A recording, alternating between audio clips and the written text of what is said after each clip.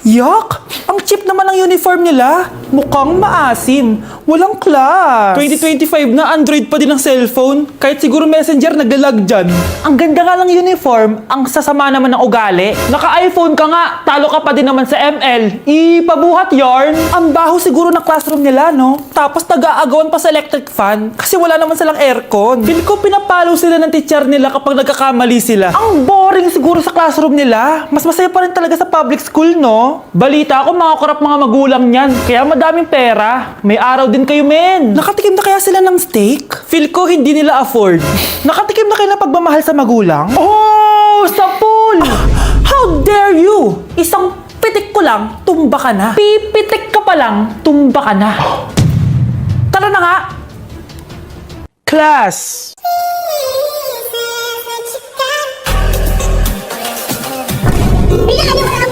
Boring pa ako pa nga dapat yung magtanong sa'yo eh. Kailangan mo talaga ako. Ang kapal yung mukha mo, Pinay! Hindi ka Go remember Honolulu, just take that Maui, Maui, that Maui. Masakit po yan, masakit po.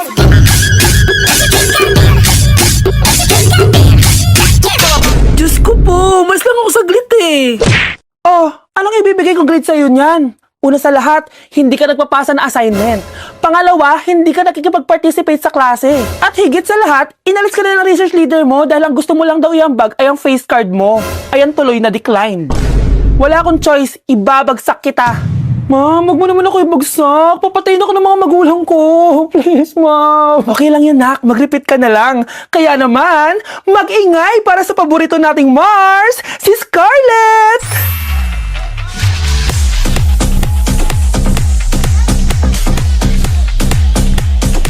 Huwag ka nang tatamad-tamad, ha?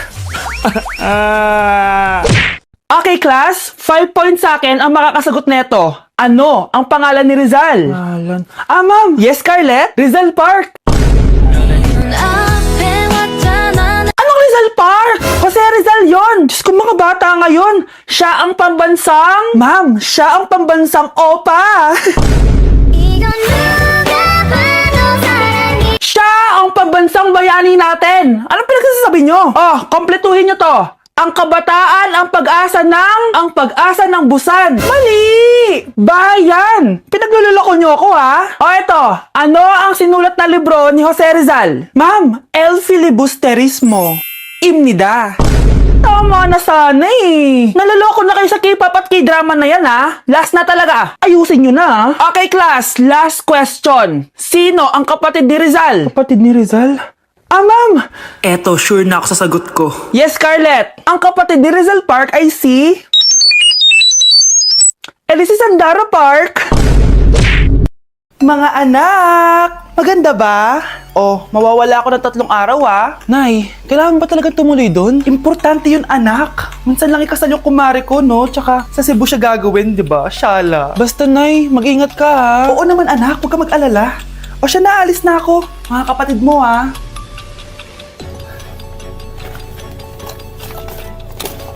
Saan yung wallet ko? Ay, kuya! Balik tayo sa bahay. Nakalimutan ko yung wallet ko. Ano ba yan? Maliliit na ako. Saan na ba yan? Ito. Ano ba yan? Oras na.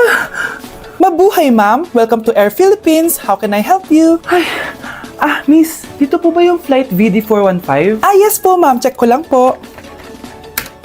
As per dito, ma'am, nakaalis na po yung aeroplano. Ha? Hindi ako pwedeng malit sa kasal na kumari ko. Kailangan ko umabol. Ma'am, kailangan niyo po ulit mag-rebook kaso ang next available flight is bukas pa po, ma'am. Ano ba yan? Gawin mo ng paraan. Diyos ko, sayang lang pera ko. Wala palang kwenta tong airlines niyo eh. Uwi na nga lang ako. Sorry, ma'am. Oh, Nay, nandito ka na agad? Akala ko ba 3 araw ka mawawala? Di ayun, naiwan ako ng aeroplano. Alam mo, parang pinipigilan talaga ako ng universe makaalis eh. Nay, buksan mo yung TV. Ha? Bakit?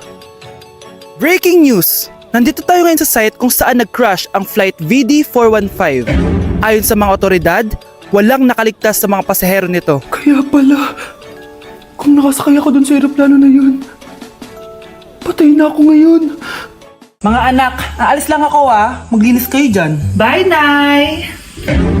At dahil wala na si Nanay, ako ang bago niyong boss. Kaya sundin yung mga inuutos ko, ha? O Kyle, ikaw na magugas ng mga plato doon ha. Wow, lakas magutos ha. Aba, nagreklamo ka ba? Rihanna, walisin mo yung mga kalat dito. Pwede ikaw naman. Walisin ko mukha mo eh. Ano sabi mo, babae ka? Hoy, ikaw Miguel. Kung gumawa ng assignment ko ha. Ang lala ng babaeng to. Sa bobo pa papagawa ng assignment. Matutulog lang ako Dapat pagkagising ko, tapos na lahat yan Nakakainis si ate. Sobrang tamad na. Dami pang inuutos. Eh ano magagawa natin? Favorite kasi ni nanay yan Isumbong na natin niya kay nanay. Hindi pwede inaalipin niya tayo ng ganito. Anong isusumbong ha? Akala niya hindi ko kayo naririnig? Magtrabaho kayo doon! Tama na ate! Sawang-sawa na kami! Puro kautos! Malinaw naman sa inyo, di ba? Na pag wala si nanay, ako ang boss. Sinong boss? Ha? Wala nay. Actually, kakatapos ko lang maglinis ng bahay, Lu, sinungaling? Scarlett, huwag mo na ako lokohin. Hindi naman talaga ako umalis dito. Sinisigurado ko lang kung naglilinis talaga kayo lahat.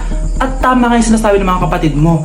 Na para kang boss umasta dito sa bahay. Anay. Mga anak, kayo na bahala sa ate nyo.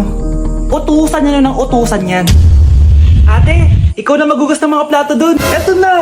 Pagkatapos mo dyan ate, maglaba ka ha? Oo, sige. Pagkatapos mo maglaba, gawin mo yung project ko ha? Sige boss. Lahat ng utos nyo gagawin ko. Anak, gumising ka na. Bumaba ka na dito. Ingin naman ni nanay.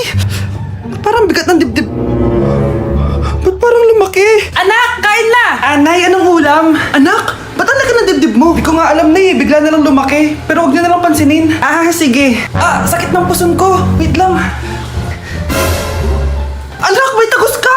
Anong tagos, Nay? Regla? Anak, ano nangyayari sa'yo? Ba't din nadugo ako, Nay? Baka sa stress lang to, Nay. Di ba nag-e-exam ako? Sige na. Siguraduhin mo, O, ito, napkin. Baka kailangan mo. Thank you, Nay. Ano ba itong nangyayari sa akin? Pre, may sasabihin ako pero huwag mo ako pagtatawanan, ha? Oo naman, pre. Ba't naman kita pagtatawanan? Bigla akong nagkasuso tapos nagre-regla ako. Ano? Suso? Pre, seryoso nga. Anong gagawin ko? Sabihin mo na sa nanay mo. Na ano? Na nagdadalaga ka na. Bahala ka na nga! Anay, aamin na ako! Hindi ko talaga alam kung ano nangyayari sa akin. Parang nagiging babae ako! Nagkakasuso ako, tapos nagregla ako! Paano nangyari yan? Ano ba ginawa mo kagabi? Kagabi? Sakit na ulo ko. May gamot ba dito? Ito. Uminom lang ako ng gamot dun sa drawer mo kasi ang sakit ng ulo ko. Uminom ka ng gamot dun sa drawer ko? Pilis yung nandun Pilis yung nainom ko? Okay lang yan, anak. Tanggap na kita. May dalaga na ako. Nahiyo ko maging babae. Lalaki ako. Paano na yung nililigawan ko? Huwag kang mag-alala, pre. Ako na lang maliligaw sa'yo. Dapat pala pinutol ko na lang yung ulo ko. Be, pakopya ako mamaya ha. Ano ko nga? Mag-aral ka kasi. Baho na hininga mo, te. Toothbrush din paminsan ha. Te, may kuto ka ba yan? Ito ha. Shampoo din kasi, te. Baho ng buhok mo. Sinong gusto sumagot nito? Ako ba, ma'am? Te, nalalapak yung kilikili mo. Sko, pakabaman. Ligo-ligo din kasi, te. Parang di uso sa inyo yun. Ay, nahulog yung ballpen ko. Nasaan na ba yun? Ang pangit naman ako kumbe. Paapa ba yan? Alam mo ikaw, nakakainis ka na. Linis-linis din kasi, kababae mong tao. Linis pala. Dami mo napapansin sa akin. Papansin ka ba? Wala ka atang sariling buhay. Sorry na, nagsasabi lang ako ng totoo gusto mo ng totoo? Etong totoo, ang pangit mo. Walang nagmamahal sa'yo. Babe, matutulog na ako Bakit ka matutulog? Sabi na may kabit ka no? Babe, inaantok lang ako. Umamin ka na! Siguro nakikita kayo ng kabit mo doon sa palaginip mo, no? Siguro may mga anak kayo doon. Masaya kayong pamilya. Tapos ako walang kaalam-alam. Babe, huwag kang matutulog. A few moments later. Babe, skincare lang ako skincare. Sige lang. Tapos popogi ka lalo. Tapos may magkakagusto sa'yo. Tapos papatulan mo kasi mas maganda siya sa akin. Tapos magkikipaghiwalay ka sa akin.